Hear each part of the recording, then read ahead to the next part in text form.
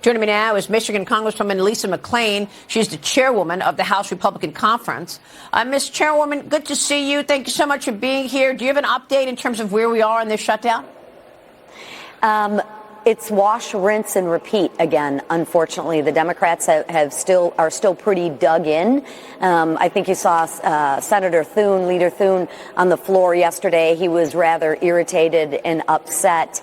And I think this is the week that really the rubber meets the road for the Democrats, because this is the week where we go from talking about people missing paychecks and losing benefits to this is the week that it actually happens, where people actually miss their paycheck.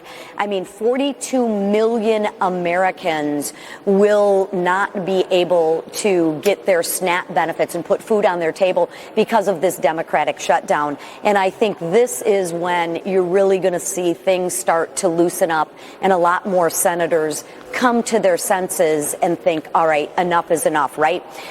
You've had the air traffic controllers, you've had the unions, and you've had constituents say, hey, it's time to open up the government. And the unions, who are not necessarily Republicans, are beginning to put pressure on their Democratic leadership to say, hey, open the government. It's time. Yeah.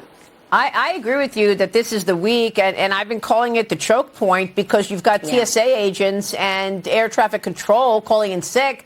People are questioning whether or not it's even safe to fly. This is the easiest way to turn a government shutdown into an economic shutdown. Are you worried about the impact this is having on fourth quarter business for the economy? Absolutely. I mean, I don't understand what the Democrats are trying to do here, right? First, it was a referendum. We're just going to fight Trump. Then it was, the Epstein files. Now it's, health care. They don't even know what they want. And that's what's so frustrating. All they want is to be obstructionists. Do they not want Americans to prosper? Do they not want the economy to be fruitful? Do they not want people to be successful and happy? I mean, what is their goal? I understand that they may be bitter, but a lot of Americans, they're happy, and they understand that we live in the greatest nation.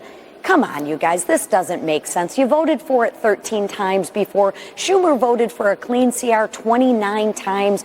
They voted as recently as March for the same funding levels. This is politics, and you hear it. Catherine Clark, the number 2 representative in the Democratic Party, said, yeah, I know there's going to be pain, but this is a good leverage point. A leverage point for whom, Maria? Right. Yeah, no, you're right. It definitely does feel like they are mad that President Trump is doing so well. And they're not happy when they see him doing all these deals overseas, whether it's those Asian countries or Japan. And, of course, the big deal that they just announced with China, where Secretary Bessent just told me they're going to have a signed agreement as early as next week. But what are your thoughts on the next move once government reopens? For example, are you still talking about funding government until November 21st? That's what you all voted for in the House, but it seems really ridiculous to be funding government for 3 weeks. Are you now looking at the first quarter? What is the plan in terms of a clean continuing resolution, should you get some support from your colleagues on the left? Yeah, you got to take a look at what's probable versus what's possible. And the probability is we will have to do either a short-term CR or a long-term CR right now. We still want to get the government funded. We were working. We passed 12 appropriation bills, et cetera, 3 off the floor. They were going to conference. Government was working how it was supposed to be working.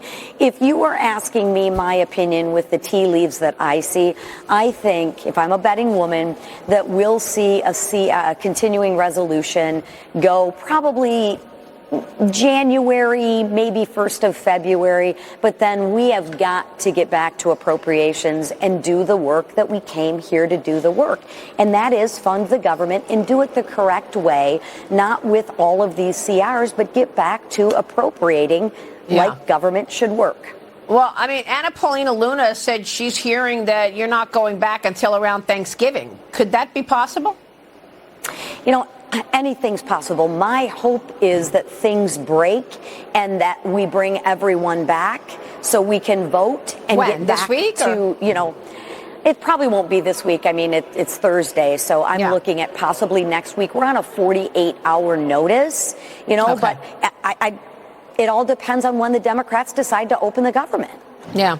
Well, I mean, all of this in the face, I mean, you've got this dereliction of duty. I mean, that's your job, your colleague's job, the Democrats' job to keep the train on the tracks. So you've got this dereliction of duty underway in the face of lies. I mean, the House Oversight Committee released a report on the investigation into former President Biden and his use of the auto pen and this cover-up of his mental decline. The committee said that any executive action signed with that auto pen should be null and void. And that includes the pardons. It includes, regulations, executive orders. They're recommending the Justice Department look into whether Joe Biden even authorized any of them or knew what was going on. We also have a source telling Fox that there appears to be a focus in Delaware as well as in Washington for this, all at the time that we also are learning that there was a massive spy campaign underway for Biden's DOJ and FBI spying on many more senators than we thought, many more Republican groups than we expected. And AT&T and Verizon apparently just gave up all the information and had them track your colleagues' phone calls.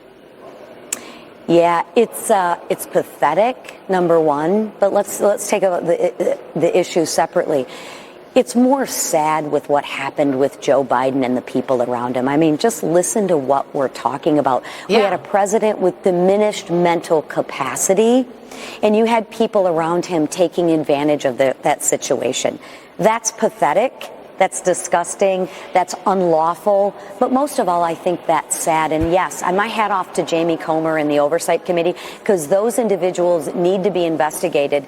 And if we find out that this is true, which I believe it is, they need to be held to the highest standard of the law, and there needs to be some sort of punishment.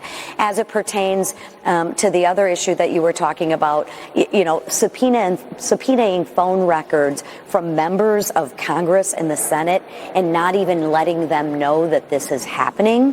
You want to talk about abuse of power. And what every American should be afraid of is if they're going to do that to a member of Congress, what are they going to do to the American people?